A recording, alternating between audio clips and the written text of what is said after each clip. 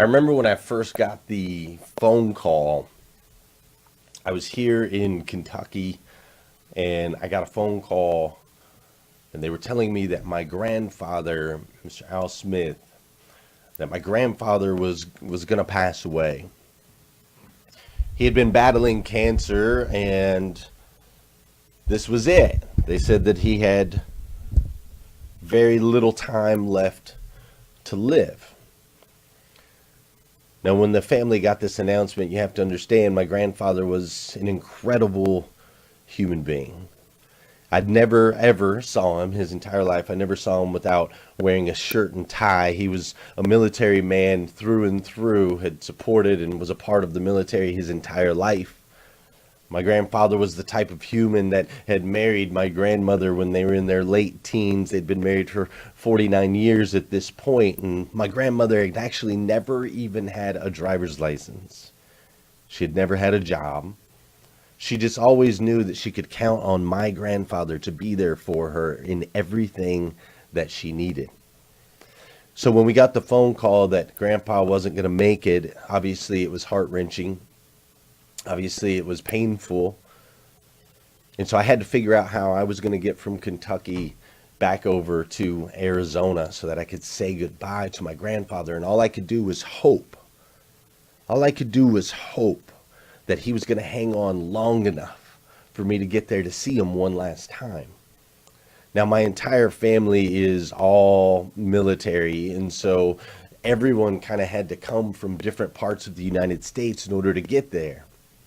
So we had people traveling and everyone was making arrangements. Ultimately, it took me like a day and a half to get to the hospital. And when I got there, the majority of the family was there, but not everybody. And Grandpa was hanging on. He was hanging on, and though he was very thin and very frail, his eyes were hollowed and sunken. He didn't look anything like the man that I knew, the man that I had grown up, the big, strong, supportive, amazing superhuman that I had known my whole life. He was basically unrecognizable on the table. He had the wires and the tubes, and it was the first time I'd seen him not wearing a tie. And so we waited for the rest of the family to show up, and ultimately my grandfather hung on. And about 2 days after the initial phone call, my Aunt Julie showed up from Florida. And when she got there, the entire family, we all went into my grandfather's room and we sat around or stood kind of around his bed in a semicircle with him in the center. And as we stood there, my grandfather, you have to understand, he was a military man through and through. So my grandfather he absolutely loved like dirty jokes, right? He was always telling dirty jokes. And so my grandfather, he kind of sits up a little bit and he says to my stepdad, Everett, he says, Everett, will you please come here and tell me my favorite joke? And so my stepdad steps over to the bed and he leans over and grabs my grandfather's hand, and he says to my grandfather, he says, Al, he says, what do you call Moby Dick's father?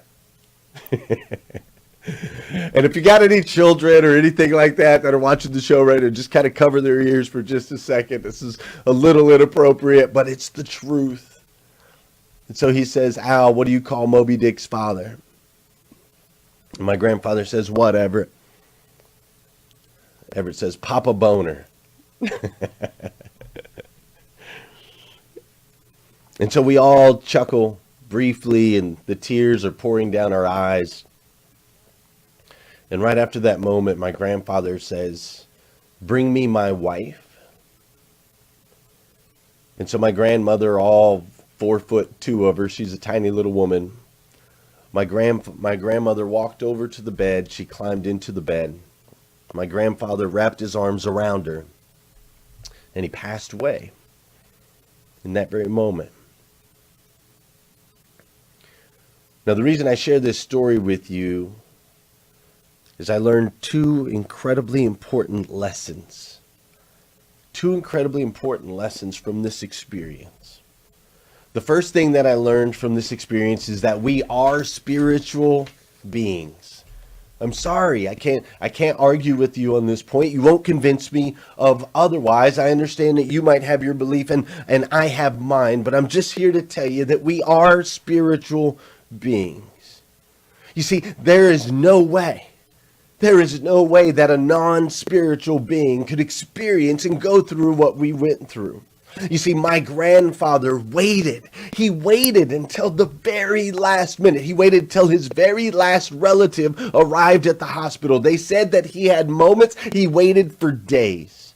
He waited till the very last moment. He got told his favorite joke. He wrapped his arms around his wife, and he was able to pass away in his way, on his terms. You see, science can't explain that to me. How he was able to hold on and choose the way that he went out. That's the first thing that I learned, is that we are spiritual beings. The second thing that I learned from that situation is that we are most comfortable in life right before death. You see, there was a moment right there in that moment where my stepdad was telling my grandfather his favorite joke and my grandfather was wrapping his arms around his wife. There was this moment where the color came back in his skin, the glimmer came back into his eyes. What once was sunken in the shell of a man, it came back. The pain went away. It was just a brief moment, but there was my grandfather, the man that I knew and the man that I loved, just before he passed away. Now see, these two key points, one, that we are spiritual beings, and two, that we are most comfortable in life right before death, I want to dive into those just a little bit today. You see, once you understand that you are a spiritual being, this is important. This is important that you understand that you are a spiritual being. And the reason why, there's actually two components. I'm sure Emily's taking notes, and so will Mike Brockway. Okay? But once you understand that you are a spiritual being, that means two things. One, it means that you have the ability to go out and become the absolute best version of yourself that you could possibly be. And you also have the responsibility to become the absolute best version of yourself that you can possibly be. You see, as a spiritual being, that means that you are a descendant of God. And as a descendant of God, that means you not only have the bloodline, but you've also been given gifts. Gifts that are uniquely yours. They only belong to you. No one else can do the things that you can do. No one can sing the way that you can sing. No one can perform the way that you perform. No one can lead the way that you lead. No one sells the way that you sell. No one can create the way or the things that you create. You've been given a very specific set of gifts. So as a spiritual human being, not only do you have the bloodline, but you have the gifts and the ability to create powerful things. Now, also as a spiritual being, once you get that understanding, you have the responsibility to be the absolute best version of yourself that you can possibly be. Because if there is a Father,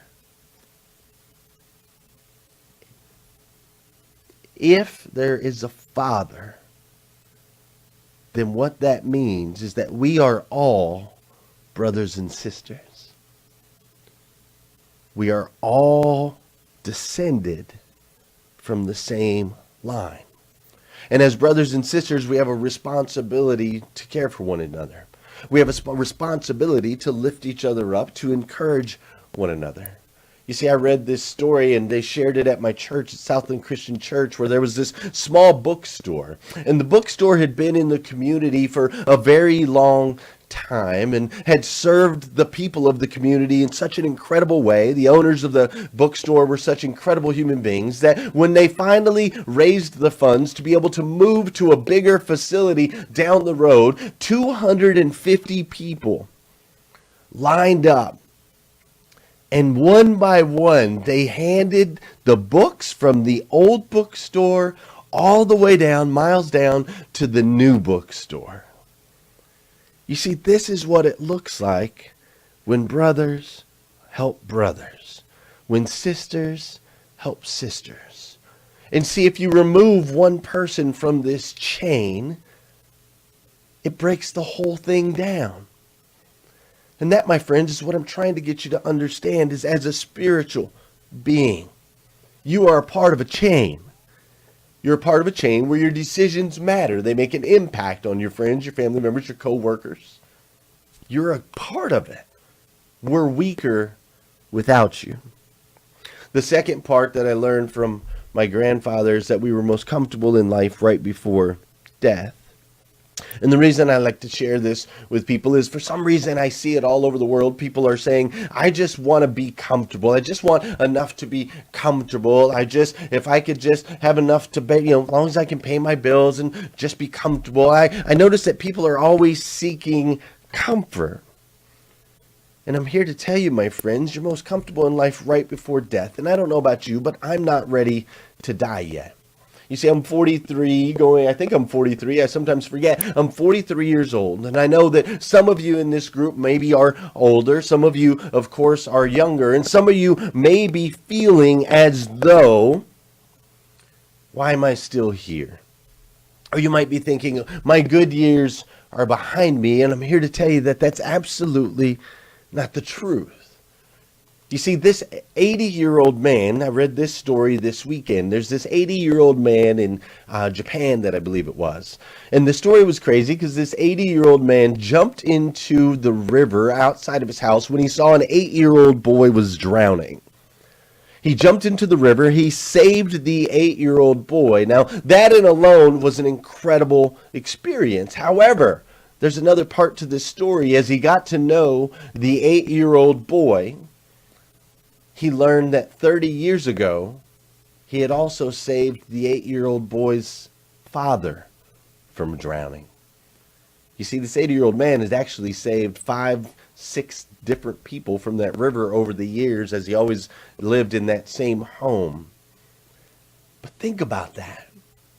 He saved the father from drowning. That ultimately led to the opportunity for the father to be able to have the son, who later was saved by the same man in the same river. You see, my friends, we're most comfortable in life right before death, but I'm not ready to die yet. This 80-year-old man still has a calling. He still has an impact on the planet. He might not necessarily understand exactly what it is, but every one of his decisions connects to one of his brothers and sisters. You never know when your life and how your life is going to impact others. I have 7 children, as those of you that have watched the show before know. I talk about my children often. I have 7 children, and right now they need me to get them a sippy cup and to maybe fill up their cereal with some milk. They need me for little things to provide for them, maybe take them fishing, little things like that. But one day these kids are going to grow up.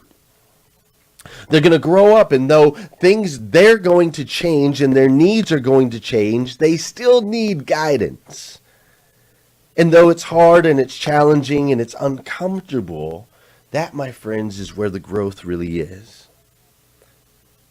You see, most people stop growing physically before they're 18 years old. So for some reason, we as human beings seem to think that our growth ends at 18. But that's not the truth. You see, it's a choice. Each new year, each new season, each new decade, each new day, it's an opportunity for you to be a new you. It's an opportunity for you to stretch the boundaries of what you can achieve and increase the impact you have on other people's lives. And when I say other people, I mean your brothers and your sisters and your moms and your dads and your kids and your co-workers, because we are all one family. And what this family needs in 2020 is a new you. We need the absolute best version of you that you can possibly be. You see, you, my friend, are a child of God. The God of the universe, the God who made everything, made you to be the absolute best version of yourself that you can possibly be. Not an average version, not a little bit above average or a little bit below, but the absolute best version. And I know you're making good decisions. I know you are. You're watching hashtag Rise and Grind. You're getting up early. I know you're taking care of yourself. You're growing and you're developing. You're diving into the word. You're diving into different books. I know that you're doing these things, but I want to and continue to encourage you. I can't stress it enough. These decisions that you're making, they're making an impact on your friends, on your family members, on your coworkers. You made a massive impact on me. And I, for one, absolutely stinking love you for it.